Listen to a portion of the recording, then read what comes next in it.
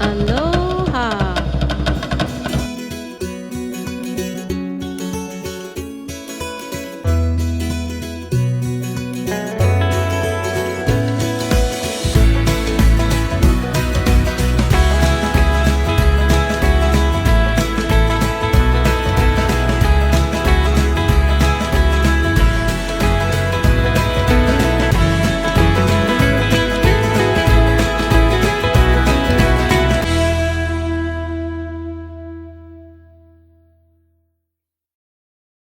In this time, please welcome our speaker for the night, Scott Mitamura.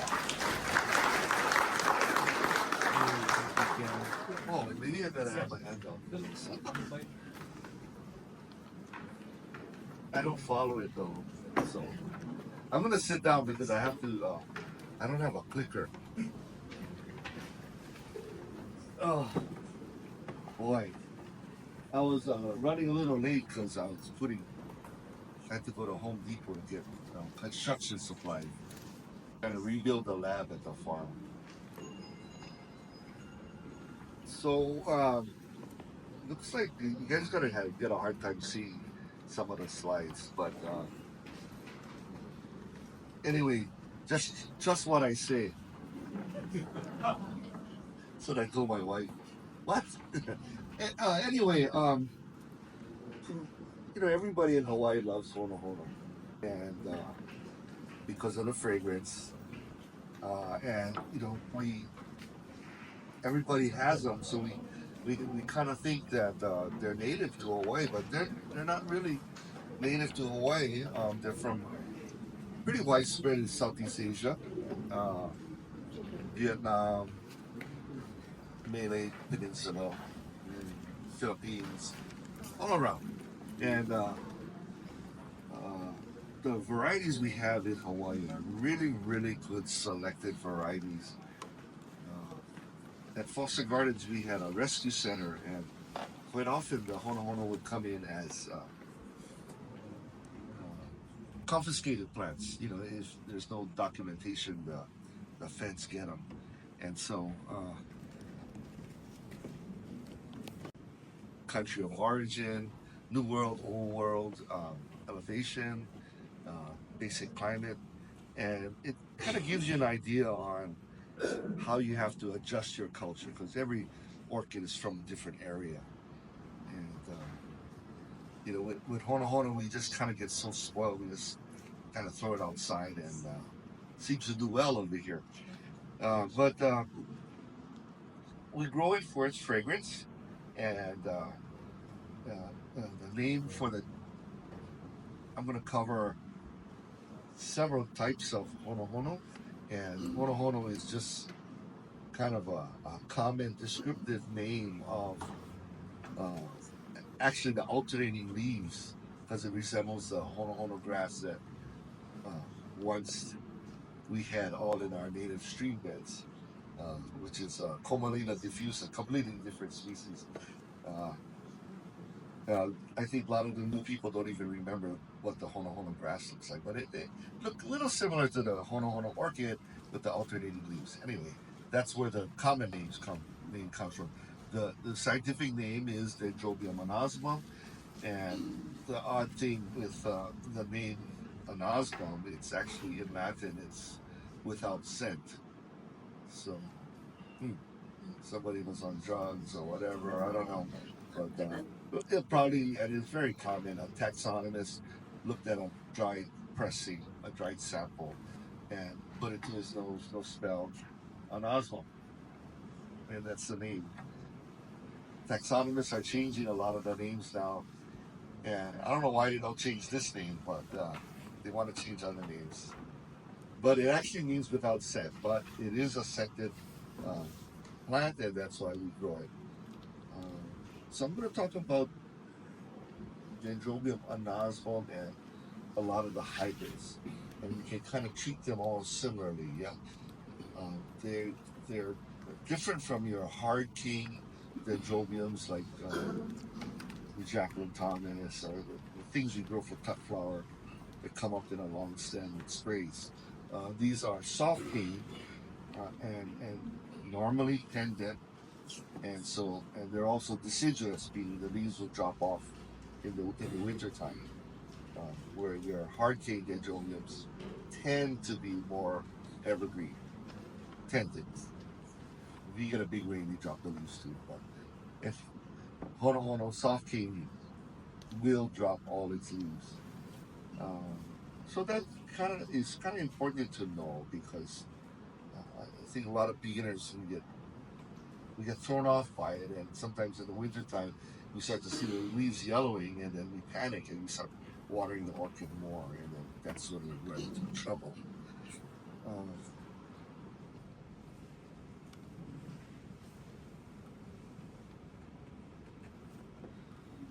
so I guess the best way to talk about hono is uh, chronologically, in a chronological order, month by month. That way, it's easy to understand what step goes in before the next one. So we should actually start at the ending of the year. So this is a picture. I think was end of November. Um, this is what it normally looks like, and the hono plant grows all summer long. We want to water it and fertilize it all summer long. Okay, the more we feed it and the more we water it, the better hono you have. Remember, they're from a really hot, wet, humid area, and they just love water.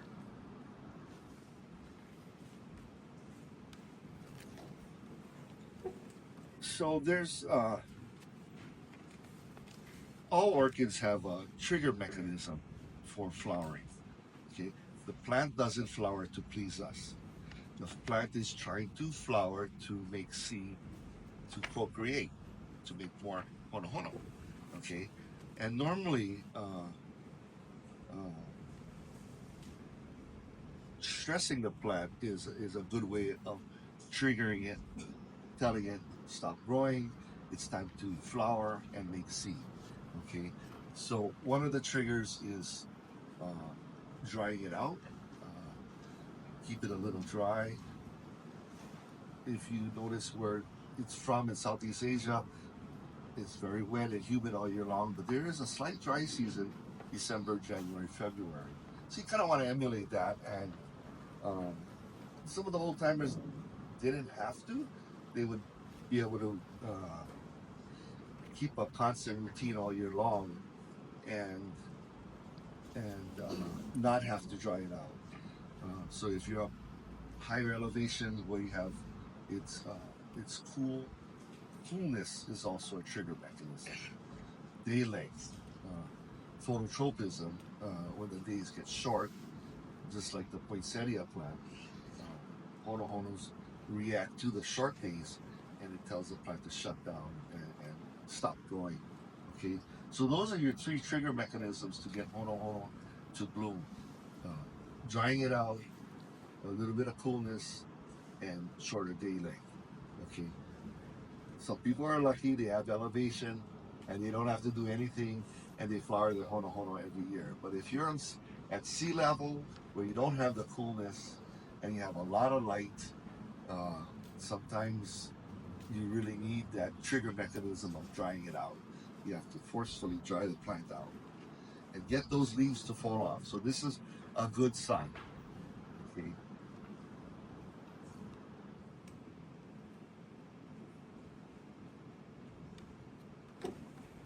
For me, because I'm sea level, if I don't dry it out, I get plants like this where the leaves like to stay on, and then sometimes keikis come out and poor flowering. Yeah, is the result. So uh, I had to learn, hey, I better do something different. Here's a close up of one stem with leaves and keikis coming out, and one stem that had dropped the leaves and keikis are coming out. So I didn't stress the plant well enough. There's an old saying in growing orchids: the plant blooms the best before it dies. You guys have heard of that? Yeah, I hear you chuckling. Yeah, I know Ken knows that. Yeah, I know that. Yeah, I know that too. But I bloom them and then I kill them. You know. Yeah, we all kill them. Okay, this is a slide showing that for me when I start when if I continue to water and fertilize throughout the dormancy, uh, the new growth comes up really fast and nice and healthy. But you don't want this. You actually want to delay the new growth because if the new growth comes out before the buds are set, you get poor flowering because all the plant's energy is now going to the new growth. Okay, no good. You don't want that. A lot of times you go buy the hono and then you buy the nice one and you're looking for the shoot for next year. Oh, how come the nice one doesn't have a good shoot for next year? That's because the person rested it. The new shoot is delayed coming out. And then the one with the nice shoots for next year has a little bit of flowers. So we want to rest it December, January, February.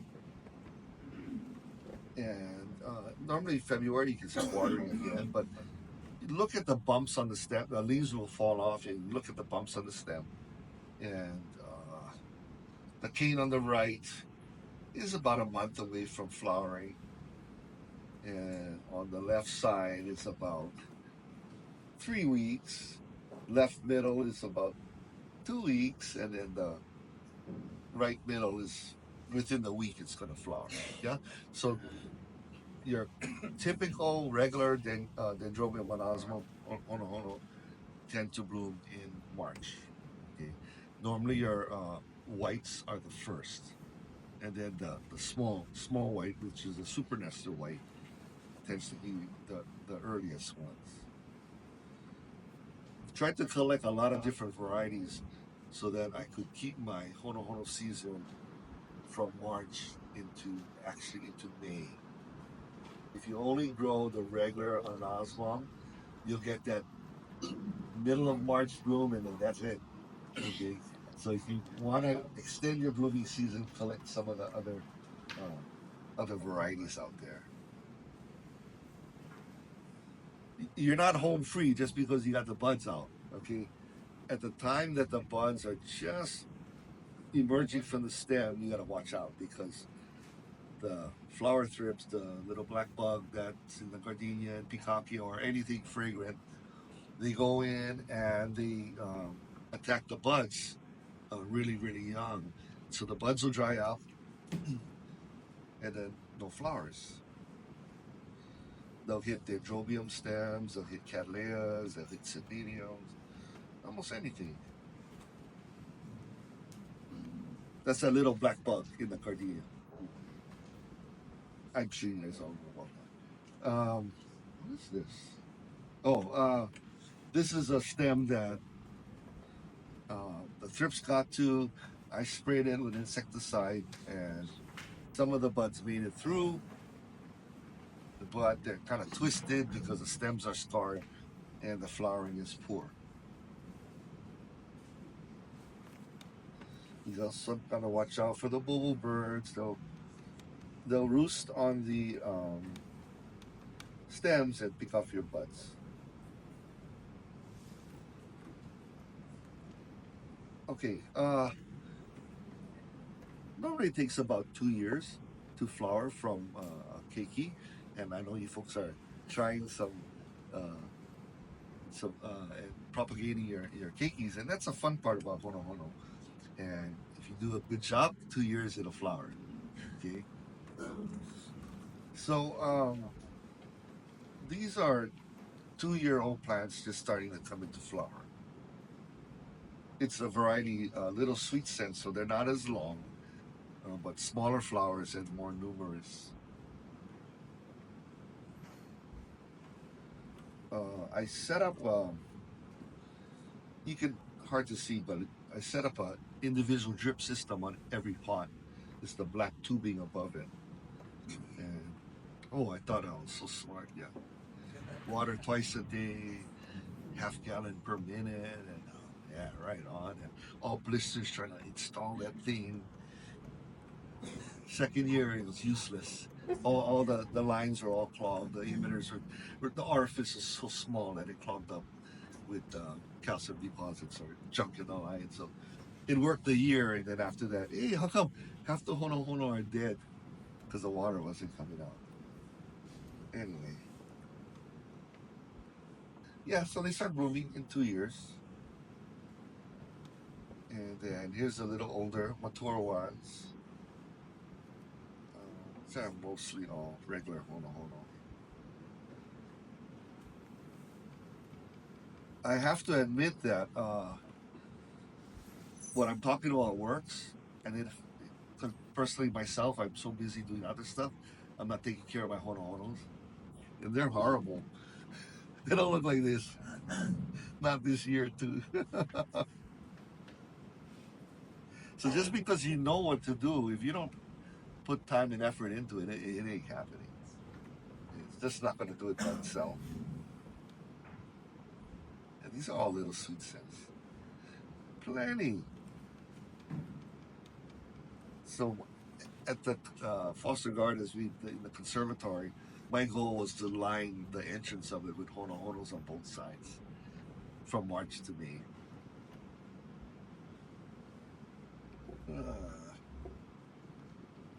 Let's look at some pretty stuff. Some different varieties. There's a white one,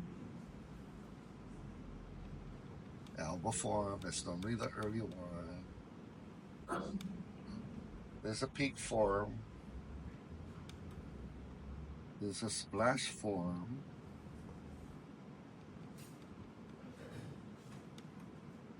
That's a touch of class. Pretty widespread, but be careful with that because that one got virus. I'll talk about that later. Uh, this is this is the cross, little sweet scent, Dendrobium monosma with Rhodopterygium, registered by David Neifert on Kauai. And so the anosmum is on the left, and the Rhodopterygium is on the right. Very small, short, stubby, numerous flowers. I think when he made the cross, he used a regular purple form of the Rhodopterygium.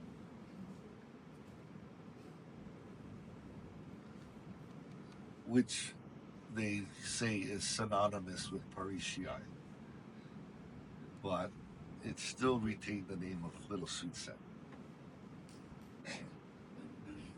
because Parishii with anosmum is Dendrobium Nestor, and that's the older, more semi-upright, darker flower one.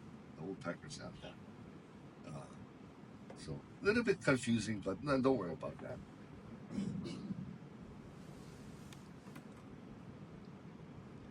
This is one I got from Clifford Mito, but when you look at Rhodopterygium, it throws so many flowers, quite often on each node. Your regular anosmum will throw 1 or 2 flowers per node. Of course, bigger flowers, but the Rhodopterygium can throw 4 flowers per node. So then you get a really nice thick arrangement of this, yeah. And it carries over into the hybrids. So some of the little sweet scents also have 4 flowers per node. And it's funny in breeding honohonos, you're not looking for the nice overlapping petals and the shape and all that. You're looking for smell and more flowers. So shape is kind of secondary. Flower count I think is more important. Um, Internode length. If the nodes are closer together, then a bunch of flowers is fuller instead of being spaced out with only 1 or 2 flowers. But it's preference. I was lucky to bloom a whole maybe 200 of these plants, and I bought 2 trays of them, and they were seedlings, and so these are all different siblings of the same cross of little sweet scent. Some flowers hang down, some stand up, some have bigger lip. white on the lip. Some have lighter color sepals, but little sweet scent flows. A lot of flowers. Yeah. There's also a pink one and a white with purple lip. So pretty much, all the different colors. Yeah. This is a really nice semi-album one with big flowers, and I don't know where it is. I think Maki already. Kind of lose. I try to label it all. So that's important when you folks are propagating your honohonos. Make sure you label them. This was another really exceptionally dark lip. I don't know where this one is. Gone, I think. They can get long too.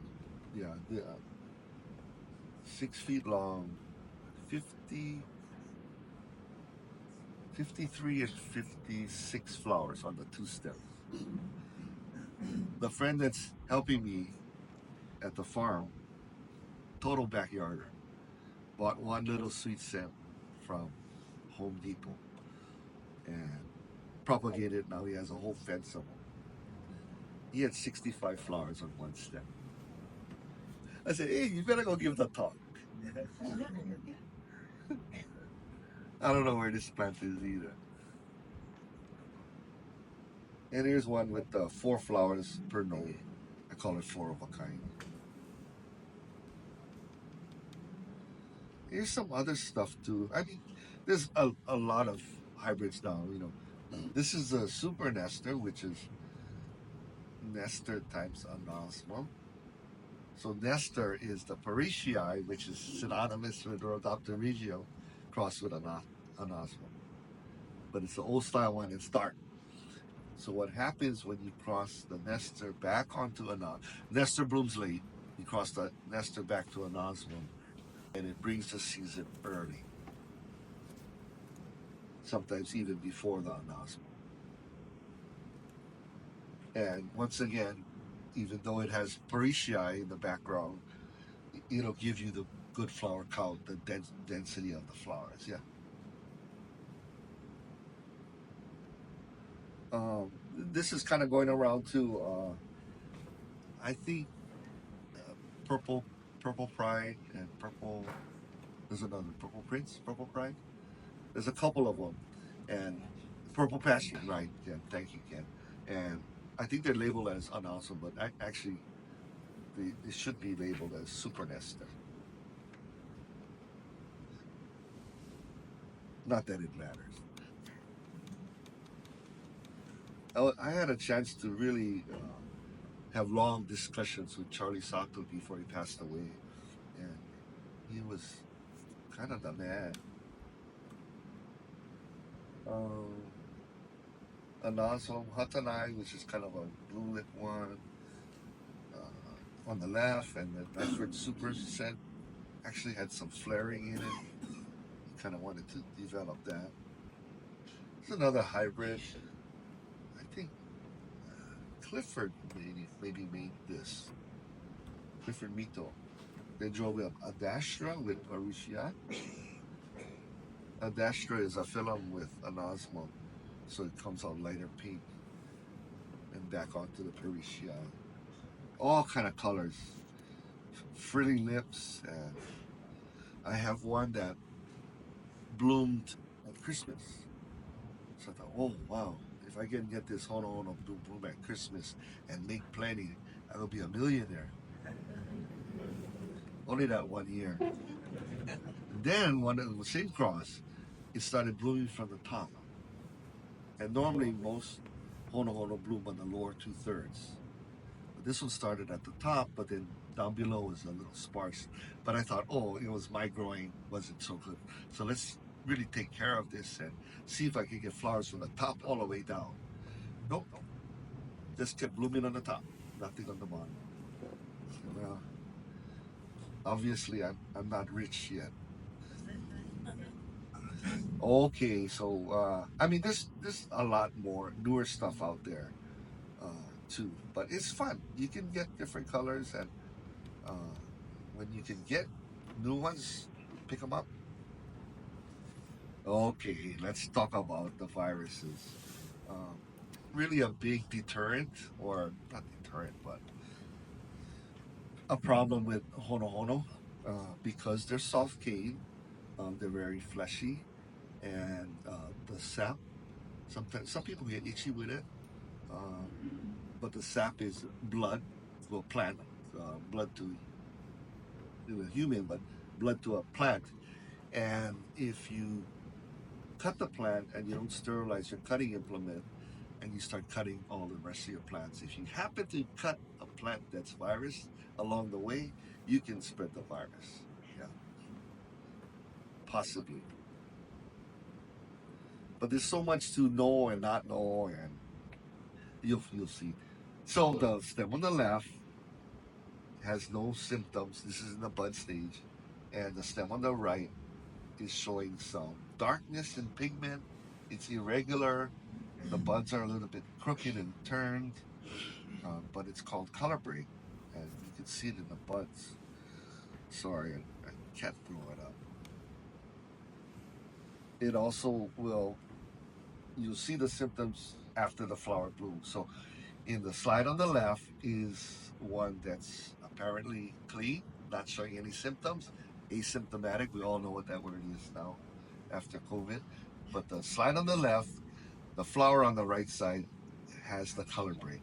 If you look at it closely, it has some streaking in it, and the flower on the left is much more even coloring.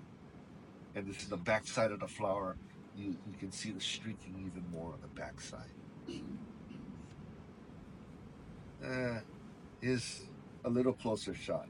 You can see the right one flower and the left one. Right side is the one showing the symptoms.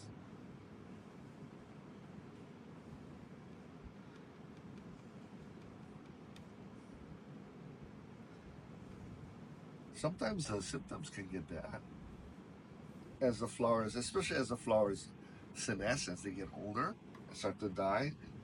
Uh, they will they start to get thin, and in the virus tends to kill some of the stems, some of the cells, and it's normally in the pattern of the vascular system of the flower. So it's they call it venonecrosis, is the horticultural term. So you can see it start as streaks and collapsing of the tissue, yeah, as the flowers get old. So those are floral symptoms. Now we have foliar symptoms of the leaves. Once again, a little hard to see, but I don't even have a pointer. But here, black spots on the leaves, chlorosis here, uh, pitting, more necrosis than tissue. Yeah, here's another. Okay, what plant looks virus? The middle one. Middle one. How many say middle one? The rest you don't know. Hard to say, I know. Anyway, they're all virus. All tested virus. It's just that the middle one is showing symptoms of chlorosis in the leaves. The leaves are skinnier, the plant's not as robust. Um, and yes, the other two on the left and right look perfectly fine. They're asymptomatic, but they also test positive for Cymbidium mosaic. It seems I've done really extensive testing with University of Hawaii, and I've culled my collection twice. Literally just throw it all away, start all over. But then you pick up new plants, and then they're vegetatively propagated too, and not sterilized. So it's again they're all virus again. So if you can get something that's seed grown, if the seed is processed and cultivated uh, properly, then the seedlings should be virus free. So I guess the take on this is, if the plant's not growing good and you see some of the symptoms, just fling it. Don't waste your time. Okay? It's not you. No matter what you do, uh, it's not going to outperform something without a virus. A young plant that's virus free is going to grow 10 times faster than the virus plant. And it just happens. They get tired, in time.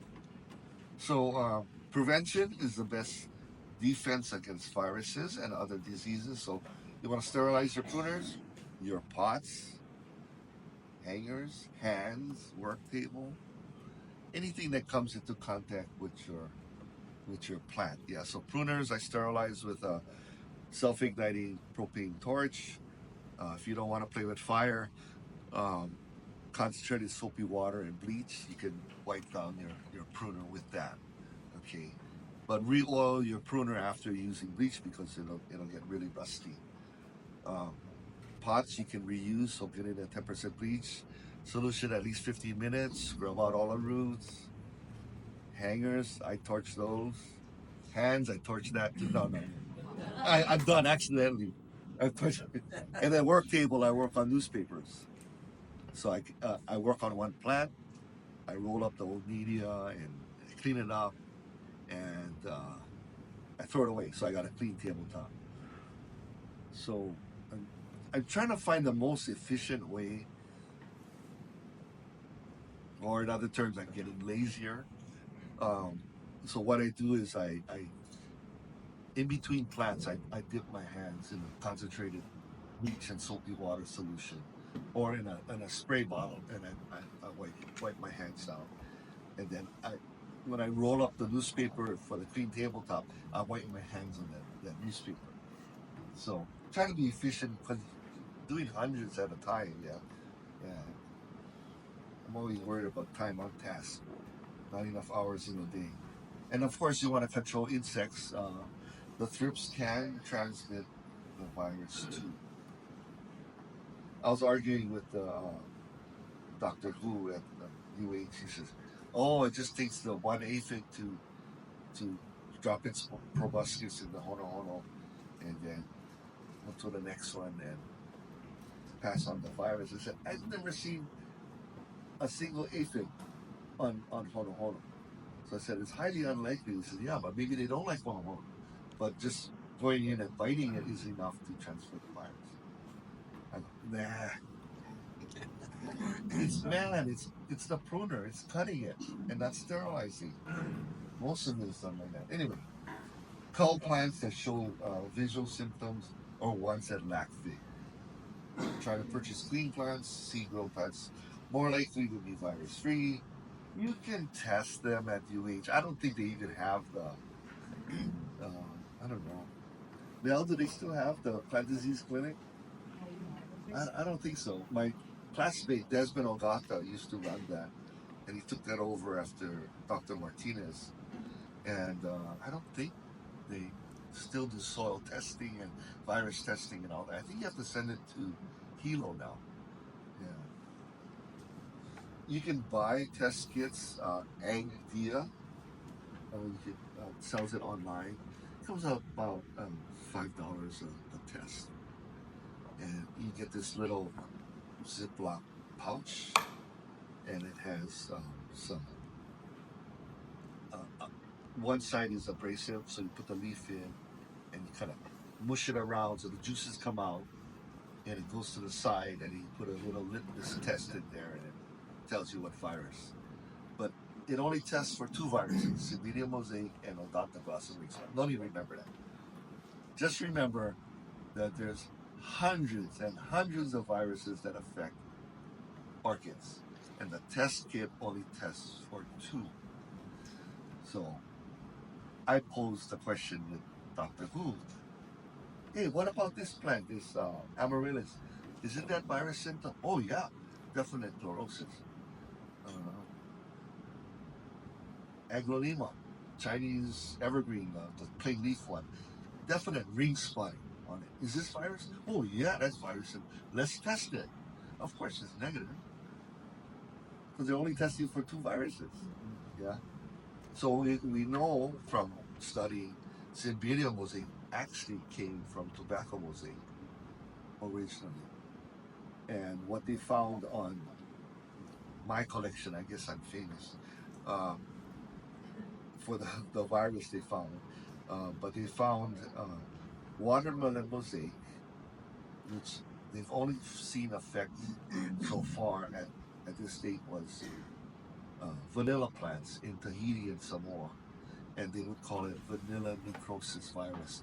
It would make all these black streaks on the leaves, and the production would go way down. The plants would get weak. Well, anyway, that touch of class plant had that virus. How it got from the watermelon to the Tahiti to Hawaii, I don't know. I don't know. But it actually had three viruses: Siberian mosaic, Odontoglossum weak spot, and then that new one. I don't know what they're going to call it on the hono. So, just with Siberian mosaic alone, those ones, the plants that were asymptomatic, those just had Siberian mosaic. So I feel that this was the one virus to find. They can produce flower and all that. Don't get paranoid about it. Do what you can. The newspapers I work on, that's the burner, that self-igniting propane torch. 70% alcohol. I'm trying to get this from you, H. Is that enough to sterilize your hands and your pruners? And they didn't want to give me an answer. So I don't think it's enough. Better than nothing. But I think soap water is even better.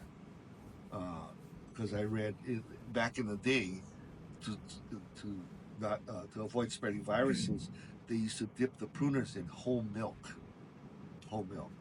They said the fat in the milk would deactivate the virus. Don't I wouldn't trust that though. But so that's where the soap would make more sense. That it would be a better to kill the viruses. Yeah. But if you haven't been sterilizing, don't throw everything away. Just maybe start and look for the virus ones and get rid of those, and then get new ones. And then you just don't want to spread it to the another plant. Yeah. So we've even taken it even further. Well, I did to uh, much disapproval from my coworkers, but I said, you sterilize everything. Your saws and all whatever you guys are doing, you guys are madmen. Imagine a doctor with a scalpel cutting everybody and never sterilizing a thing. You guys don't know what you're doing. You are actually doing surgery when you cut a plant. Woody plants not so likely to spread the virus, but anything herbaceous, aroids especially, philodendrons, anthuriums. Oh my God, this thing's riddled with viruses. He even said one of the worst one was the green tea leaf. Oh, Yeah. How many times have we cut that and shared it and spread it? Yeah. I got complaints about, oh, how come I planted red ginger? How come I can't grow red ginger in 1 month out? It should grow like crazy. I said, did you sterilize? Huh? I said, how many times are we cutting and harvesting the cut flowers and we're not sterilizing? Some heliconia, I see ring spotting on the leaves. Yeah. So, but we probably tested with the Orchid test kit. It's going to come up negative. So that's why I always say prevention is your key for all your plants. Yeah. Okay. I usually have Cattleya flower, but when the hono is flowering, you tend to get a lot of this botrytis and this little bit brown spots on the flowers. Yeah. And then I hang my honos with my cattleyas in this sheltered area, and of course, every time the hono's in bloom, I spread the botrytis on my cattleyas. So somebody told me, well, why are you mixing up the hono with the cattleyas? I said, because I'm stupid.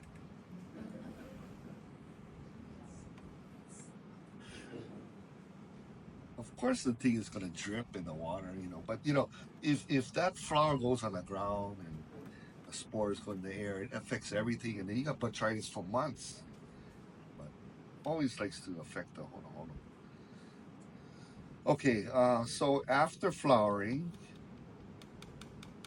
go back to the timeline. After flowering, you want to cut the old stem off. You can propagate that. Yeah, I used to always wait till my new growth was a few inches big before I cut it off. I've since changed my mind because I talked to some of the old timers and that guy's cheap. They cut the stem early, even though the shoot is small or hardly any shoot, because now they have much more time to grow the keikis and they can get the keiki to flower faster. Hey, cheat you. These old timers, they get all these tricks, but they don't tell you. There's a lot of ways to propagate your hono stem. This is in a tray of peat moss and perlite. Um, this is not the best way. Well, the idea is good, but the best way is to cut your stems 3 to 4 inches in length and have them touch together because it creates a bead of moisture. If it's spread out like this, it's too dry. Yeah. So you want it real. You don't want them on top of each other, but you just want it on like potting soil or something a little bit damp, and that's it. Well, where? Then you water it and fertilize it, and then you get, I don't know, thousands and thousands of them. This is like, I don't know, 50 in a tray.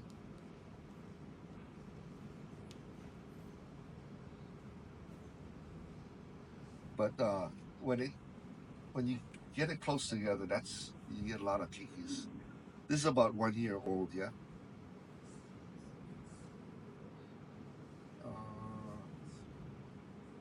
Oh yeah, watch for slugs.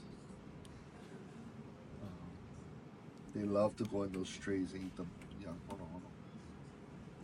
And treating for slugs, almost anything works. I use Deadline MP. It's metaldehyde, but it's coated. The coating lasts a couple of weeks, and that's kind of perfect because the life cycle of the slug. Uh, Whenever you have a pest you try to control, the first thing you want to do is identify positively what the pest is. Then you want to understand what the life cycle is, because you always want to do a second application before the eggs emerge and you get the next generation. So with your slugs and African snails, it's 2 weeks. So you always want to reapply within 2 weeks. If you don't do that, you never get control. Never, ever, ever get control. And then all of a sudden, the product doesn't work. It works. It's just you don't understand the life cycle. So now, if you're trying to control bush snails, which is it's a tiny round snail the size of a pinhead. Those eggs can hatch in 24 hours. So if you use a traditional metaldehyde, which is metaldehyde powder on top of silica sand, and you broadcast that out, once you irrigate, metaldehyde is gone. So if you got bush snails, you put metaldehyde, you irrigate, the next day bush snails can emerge from your eggs. All of a sudden, metaldehyde doesn't work. No. You washed away the metaldehyde. So the coated one is the better one to use, yeah. But all of them work. But the thing to understand is know the life cycle and reapply. So um, that's probably the biggest pest in Honohono is the slugs. Okay, for the repotting of the keikis, I found it best that I would leave it in those trays for 1 year. And well, this is June already, around May, June, July, those keikis the first year growth starts to send out a second year growth. Okay, so if you look at the two slides, they're the same ones, just a little closer. There's the original stem. The first year growth is going straight up with no leaves, and the second year growth is now coming out with all the roots. Now is the best time after 1 year to split them up, pot them up individually, and then they should bloom the following year. Okay. A lot of times you split them up the first year, but unless you water a lot, they're too dry and they set bad. So a lot of times there's no advantage to planting it out early. I'm not a good waterer. I'm too much to water. I was watering today, and the plants are too dry. So I need to retain my moisture. Where my farm is in Waimanalo, it's a dry place, so it doesn't get a lot of rain. Types of media. Most people use like a bark mix. Uh, my friend with the nice hono, he was using coconut. Uh, but I use the fine bark for the seedlings, and then my adult plants, because I don't water that much, I use sphagnum moss. Well, you can mount it on hapu or cork, but you just have to water a lot. Yeah, it's like the real old timers like Lloyd Isaki and all that. They grew it all mounted on hapu, but he watered twice a day. Yeah, yeah. Nope, not me.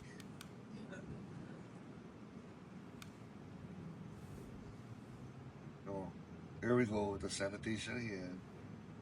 Sterilize before you make your cuttings. There's a thing that happens in a few years if you don't repot your hono. And I like to tell everyone try to repot every 2 years or so. Yeah, and it depends. Some people have good water or their media is good; it doesn't break down. But several things happen in time, uh, even especially in sphagnum moss. Um, if your watering is irregular, this one was kind of on that irrigation system, but at the end, and it wasn't getting watered all the time. This white stuff on the pot is salt. If you taste it, it's salt, and that's from fertilizing and our water. But the more you fertilize, you got to remember fertilizers are in the form of a soluble salt. So what's YouTube saying about salt? Use it as a weed killer. Yeah, Oh it yeah. kills plants. Yeah. You want to kick up your weed killer, like say using Roundup, you want that thing to work better, put salt in it or put fertilizer in it. Huh? Put fertilizer in it. That thing will kill the plants, the weeds twice as fast. Yeah. But it burns out the root tips. Yeah. So even though the plant looks healthy, it's going to crash. Yeah. The media is full of salt. One way to avoid it is when you water real heavy and let the water flow through so you're flushing the salts out. And it becomes difficult when you do using sphagnum. Yeah, we were taught in the old days when they used sphagnum to pack it tight and make it squeak when you push down. That's not correct. I look at some plants from other nurseries, and they pack it very loose. And for one thing, sphagnum is expensive, so you save on a lot of sphagnum, but you're able to let the water percolate through easier, and so you can flush the salts out. Okay, so I have now started to pack my sphagnum a lot looser. Okay, so this is what happens. These plants were like 3, 4 years old, kind of neglected. The main shoot on top has died. I didn't cut the old stems off, so all the keikis are coming out. So the keikis can be harvested, but my original mother plants have all died. Okay, so that old sphagnum, you can see salt on the pot. There's weeds in it. Um, Anything organic is going to break down. Going to get as it breaks down, it gets mushier or wetter as time goes on. Salts build up. Uh, Old roots die in there, and pH. As it decomposes, humic acid is formed. So your media gets more acid as time goes on. So your acidity, the pH goes down. Eventually, it's hostile, and we call it crash and burn. Uh, the plants just die. Yeah, they just die. Media's all of it. But Hono very forgiving. Take the kikis off and plant them and start over again. You know.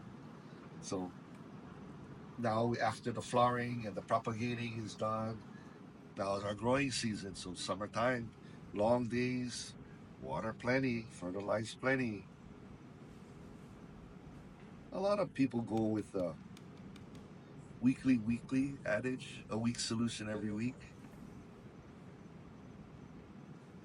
One of the old timers, Masa, used to just hook up the siphon in a bucket, and he just puts fertilizer in there. And how much you put? I don't know. I just looked the color. Making not too dark, so no burn. Every day he goes and just waters with fertilizer. Good morning. He feeding his plants every day with the fertilizer water. Man, he grew hono really nice. That's a close up. Yep. So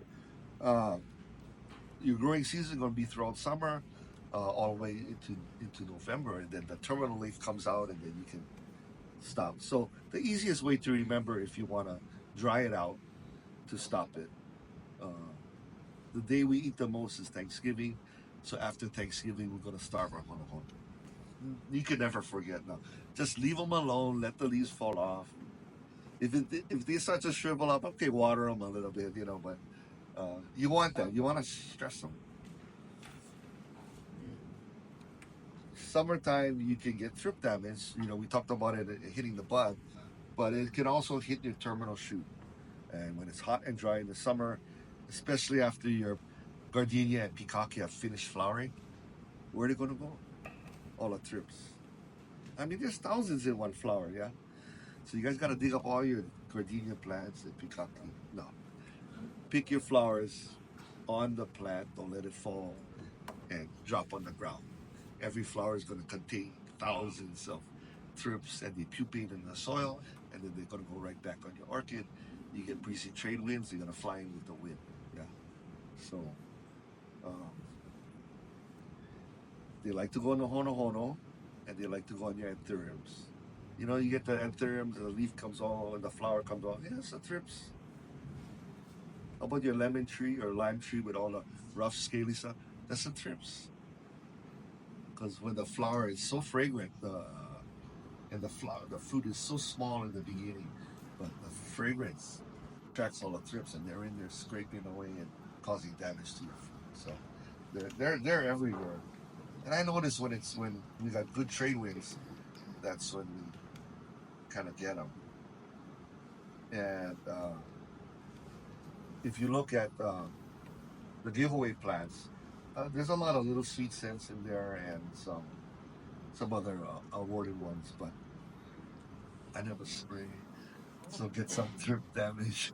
But I sprayed them before I brought it. Sorry.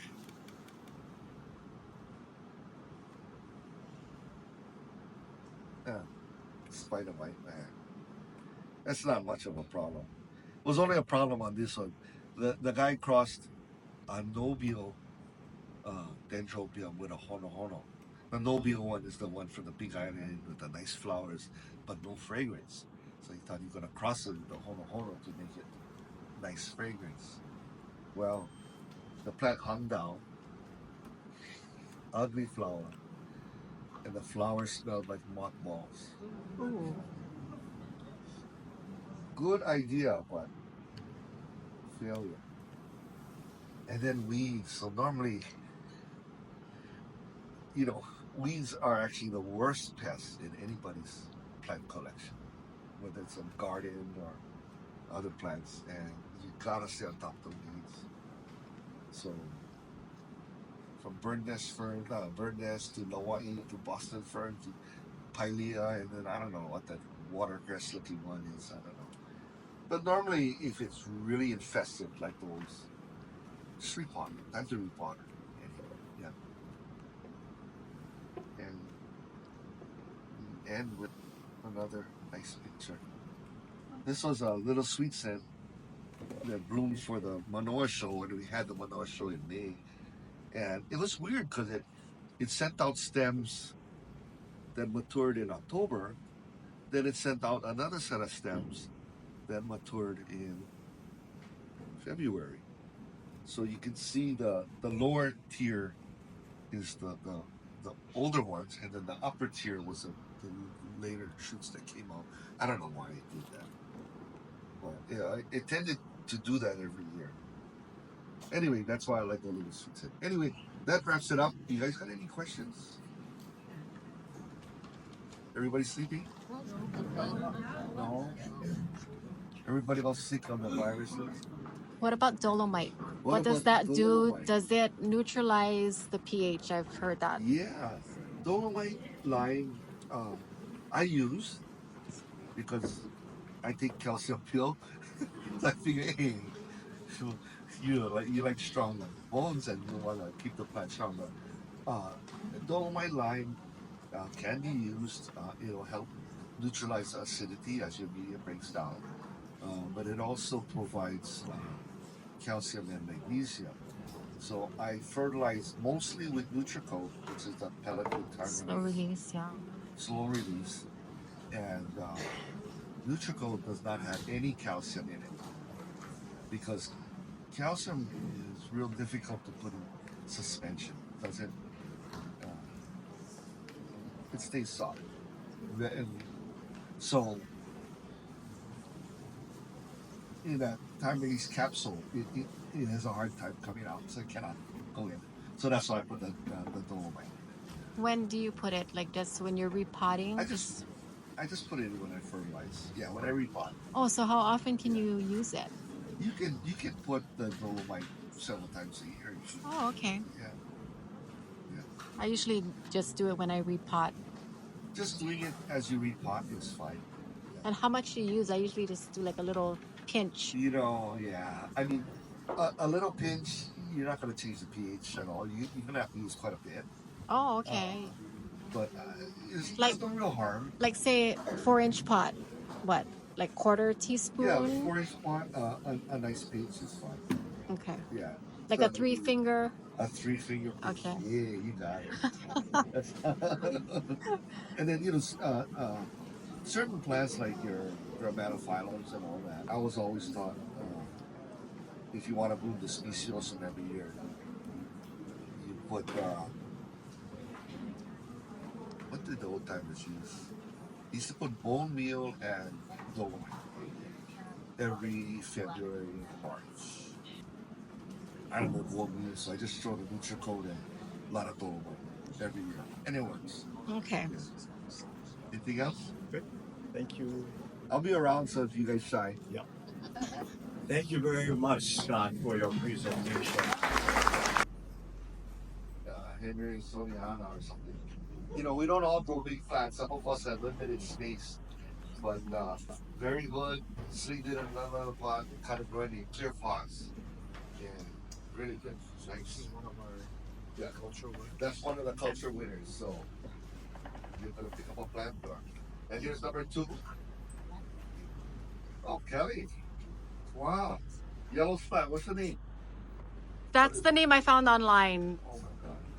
It didn't have a tag when I found it. Oh, yeah, it's beautiful.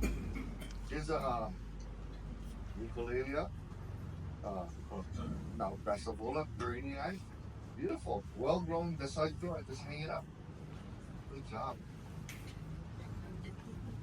It says novice on the back. This one is only named to the person. That's owner. Yeah. So if no more owner's name is Mike. That's Maxillaria, Teguifolia, Alan Yamada's one. Yeah, the yellow one. But this red one, orange one, and is a Basilia. Noel. What's the name, Noel?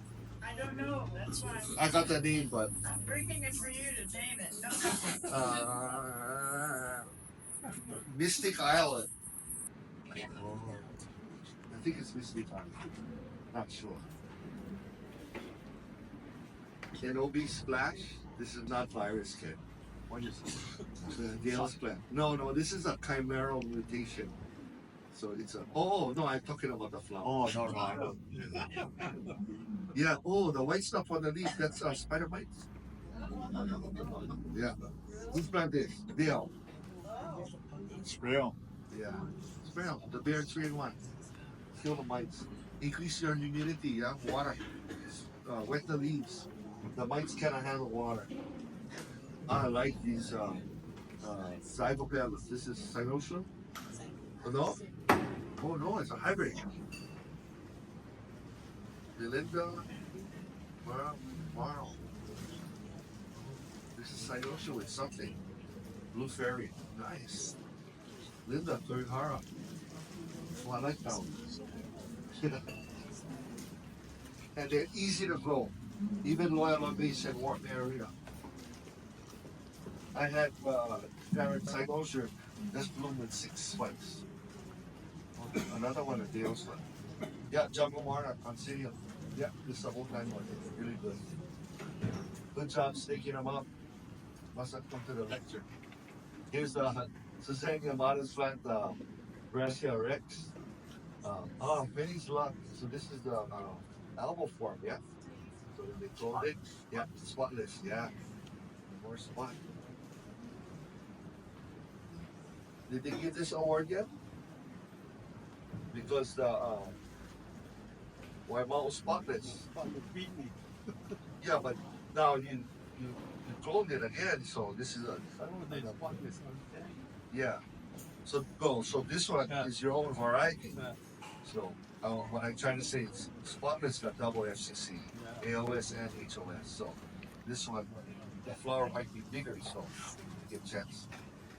And you know what? I was at the farmer's market on Sunday, and they were selling single spike $15. Double spike $20. Is that right? Yeah. If you want this plant, go see Henry. Yeah, no, it's good. It's a good one.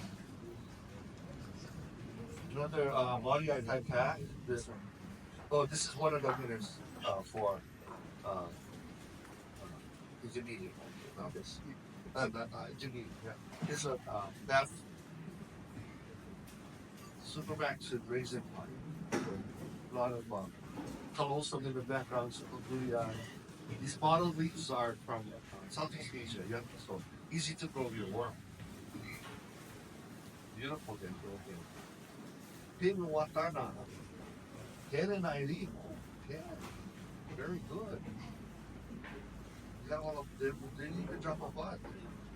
Excellent. And you're getting good, huh? Is a cow something dragon? And I guess you guys are eating that away.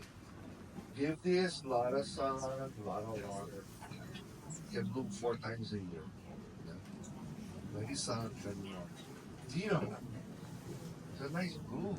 Lowest spring yield, indigo mist. Crossing fun humming up. So this is a blue cattleya. Nice. Oh, Gerald Quebec. Nice girl. Yeah, dark color. You go to a yellow bird. Oh, Bernard. This one is a real yellow one, yeah. Some of them are more orange. But yellow birds, they're blooming all year long. It's like really good for the beginners. This is what they call, used to be called the black orchid, maybe still call it with the lip. Is actually black. It's larger than the Pandora. So, blue plant. Yeah. But take a look at the lip, it's real nice. Black. Is that it? That's enough. Thank you very much, Scott. So if you could just